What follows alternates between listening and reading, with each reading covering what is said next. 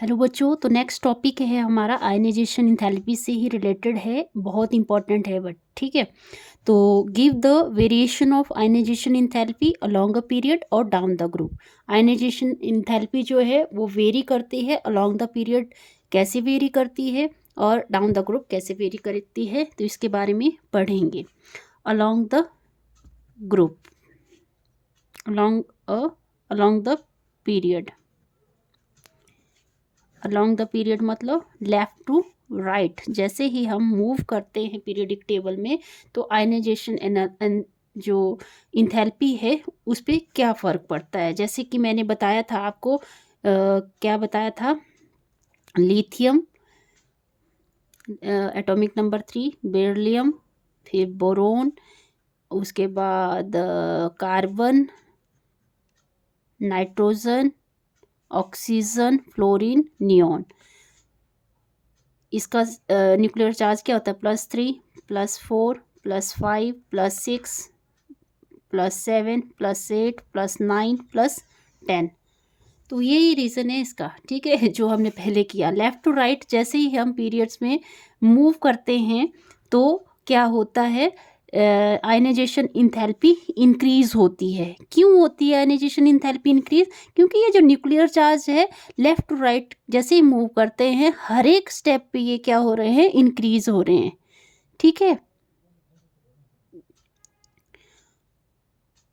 और जितना जैसे जैसे मूव करेंगे तो इसका साइज़ क्या होता रहता है, डिक्रीज़ होता रहता है, डिक्रीज़ होता रहता है, ठीक है। साइज़ क्या होता रहता है, डिक्रीज़ होता रहता है। साइज़ डिक्रीज़ होगा तो न्यूक्लियस और आउटरमोस्ट सेल के में जो इलेक्ट्रॉन है उसमें अट्रैक्शन ज़्यादा होगी, ठीक है। ठीक है, जितनी ज़्यादा अट्रैक्शन होगी उतनी ज़्यादा इलेक्ट्रॉन को बाहर निकालना उतना ही मुश्किल हो जाएगा, ठीक है। तो इसमें आपने क्या लिखना है वो लिख लो।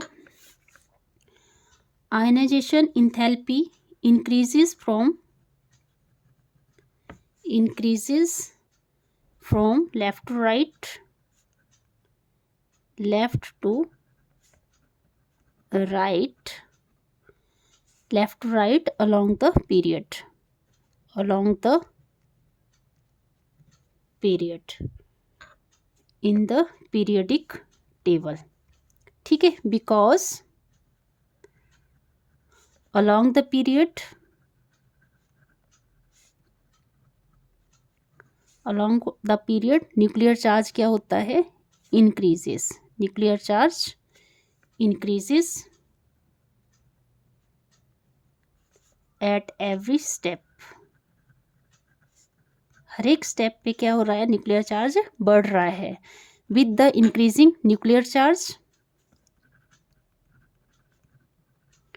with the increasing nuclear charge,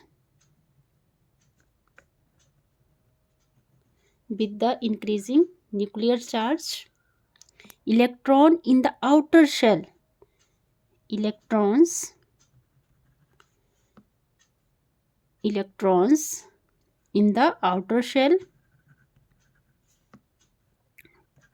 outer shells are attracted with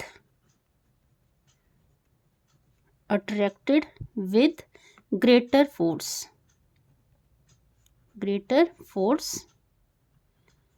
at every step,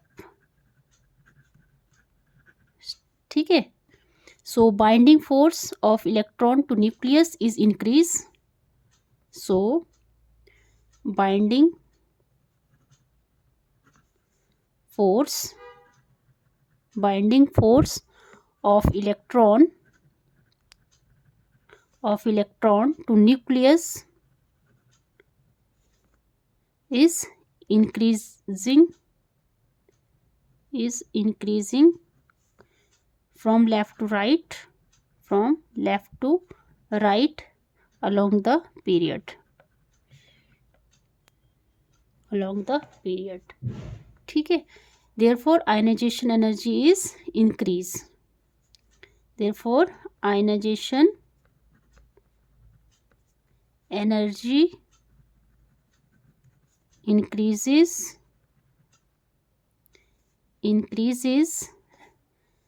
along the period. Okay, लग गया होगा पता। मैंने फिर से बता देती हूँ। जैसे साइज़ है, साइज़ क्या होता है, अलोंग द पीरियड डिक्रीज़ होता है। क्यों होता है? क्योंकि न्यूक्लियर चार्ज बढ़ता जाता है। जैसे जैसे न्यूक्लियर चार्ज बढ़ता रहेगा तो न्यूक्लियस और जो आउटर मोस्ट शेल के बीच में जो अट्रैक्शन है वो ज़्यादा होती रहेगी, और जैसे ही अट्रैक्शन ज़्यादा होगी तो इलेक्ट्रॉन को निकालना मुश्किल होगा, और उसको इलेक्ट्रॉन को निकालना है तो बहुत ज़्यादा एनर्जी प्रोवाइड करनी पड़ेगी। तो इसका मीनिंग यही निकला कि आयनाइजेशन एनर्जी जो है वो बढ़ती जाती है अलोंग द पीरियड। और डाउन द ग्रुप क्या होता है? डाउन द ग्रुप बहुत इंपॉर्टेंट है ये, मतलब पता होना चाहिए हमें। Down the group, down the group जैसे हमने किया था, लिया ना करो रब से फरियाद, ठीक है। Lithium, sodium, potassium, rubidium, caesium, francium. तो लिथियम के केस में एटॉमिक नंबर 3 और इलेक्ट्रॉनिक कॉन्फ़िगरेशन होती है, फर्स्ट शेल में 2 इलेक्ट्रॉन और सेकंड शेल में 1 इलेक्ट्रॉन। तो ये न्यूक्लियस होता है, और यहाँ फर्स्ट शेल में 2 इलेक्ट्रॉन और सेकंड शेल में 1 इलेक्ट्रॉन। फिर सोडियम का एटॉमिक नंबर 281, मतलब ये न्यूक्लियस है, यहाँ 2 इलेक्ट्रॉन हैं और यहाँ 8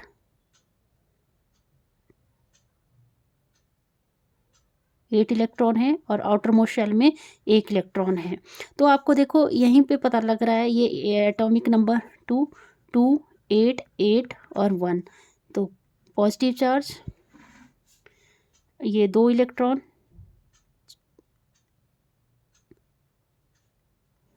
8 इलेक्ट्रॉन, 8 इलेक्ट्रॉन और ये 1 इलेक्ट्रॉन, ठीक है। अब यहाँ पे देखो, जैसे हम डाउन द ग्रुप जा रहे हैं तो यहाँ पे तो देखो यहाँ जो न्यूक्लियस है, और न्यूक्लियस और इलेक्ट्रॉन जो आउटर मोस्ट शेल में जो इलेक्ट्रॉन है उसमें अट्रैक्शन ज़्यादा है। तो अट्रैक्शन ज़्यादा है तो यहाँ पे हमें बहुत ज़्यादा एनर्जी प्रोवाइड करनी पड़ेगी, तब ये इलेक्ट्रॉन निकल सकता है, ठीक है। तो डाउन द ग्रुप क्या हो रहा है? आयनाइजेशन एनर्जी डिक्रीज होगी। और सेकंड शेल में देखो सोडियम है, सोडियम का यहाँ न्यूक्लियस है, न्यूक्लियस से जो आउटर मोस्ट शेल का इलेक्ट्रॉन का जो डिस्टेंस है वो ज़्यादा है। तो न्यूक्लियस और जो आउटर मोस्ट शेल में इलेक्ट्रॉन है तो उसमें क्या है, अट्रैक्शन कम है, ठीक है। क्यों कम है? क्योंकि शील्डिंग इफेक्ट भी फॉलो हो रहा है यहाँ पे। तो यहाँ से इलेक्ट्रॉन निकालना, मतलब यहाँ से यहाँ तक, क्योंकि इसमें अट्रैक्शन कम है तो यहाँ पे एनर्जी इसके कंपैरिजन में आयनाइजेशन एनर्जी कम देनी पड़ेगी, ठीक है। और सोडियम के केस में देखें तो इसमें क्योंकि नंबर ऑफ शेल्स भी बढ़ रहे हैं, स्क्रीनिंग इफेक्ट भी बढ़ रहा है, तो जो न्यूक्लियस है और जो आउटर मोस्ट शेल के इलेक्ट्रॉन है उसमें अट्रैक्शन बहुत ही कम है, तो इससे ज़्यादा कम अब इलेक्ट्रॉन ईजिली हम मतलब हटा सकते हैं, रिमूव कर सकते हैं यहाँ से, थोड़ी सी एनर्जी भी देके। तो इससे क्या कंक्लूजन निकल रहा है, चलो ये लिख के दे देती हूँ मैं आपको, ताकि आपको नोट्स बनाने में कोई प्रॉब्लम ना हो। Ionization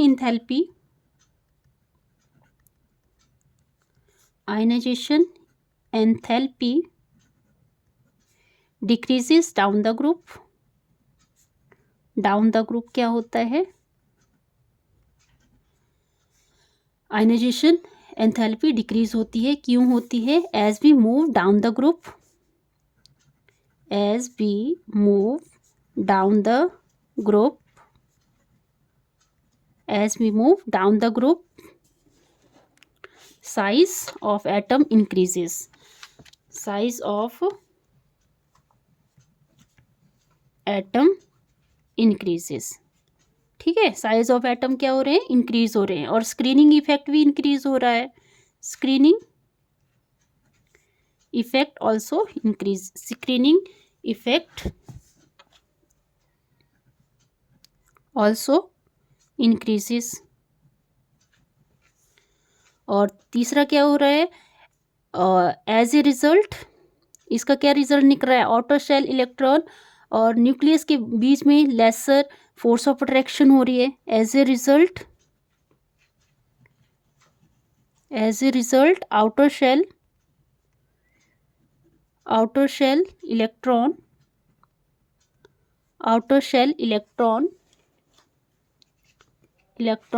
are held by nucleus with lesser force. Therefore, less energy is required. Less energy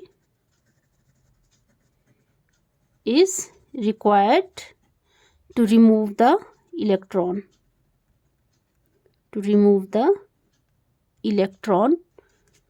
ठीक है. Therefore, ionization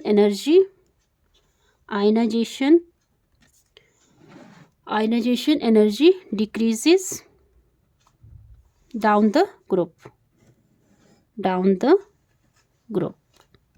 ठीक है, समझ आ गया आपको. तो डाउन द ग्रुप क्या होता है, क्योंकि फिर से बता देती हूँ. जैसे न्यूक्लियस और down the group, nucleus lithium के केस में एटॉमिक नंबर 3 होता है. तो न्यूक्लियस और जो आउटर मोस्ट शेल में इलेक्ट्रॉन है, तो इसमें क्योंकि इसमें शेल कम है तो इसमें अट्रैक्शन ज़्यादा है, तो यहाँ पे एनर्जी हमें बहुत ज़्यादा प्रोवाइड करनी पड़ेगी इस इलेक्ट्रॉन को बाहर निकालने के लिए. और इसमें देखो इसमें कितने शेल लागे.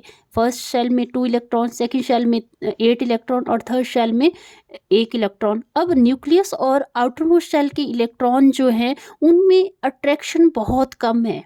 ठीक है, तो यहाँ पे कम एनर्जी पे प्रोवाइड करेंगे तो इलेक्ट्रॉन को ईजिली रिमूव कर सकेंगे.